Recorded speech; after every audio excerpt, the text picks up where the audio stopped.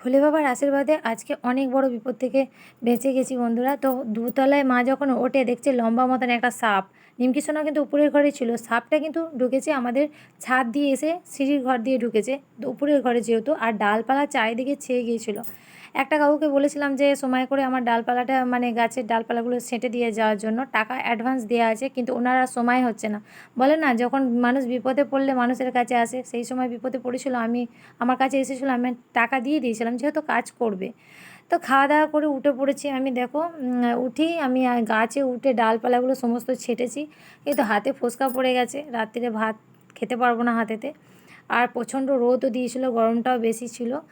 তো নিমকি সোনাকে মানে কি বলবো, আমার বাচ্চাটা ছিল উপরে, তো ওর কিছু হয়নি। প্রচণ্ড ভয় পেয়ে গেছিলাম সাপ দেখে, মানে কি বলবো, আমার হার্ট ফেল করার মতন অবস্থা। তো ওকে ভালোভাবেই সাপটাকে বাইরে বের করে দিয়েছিলাম। এটাই বন্ধুরা, দেখো পরিশ্রম করছি।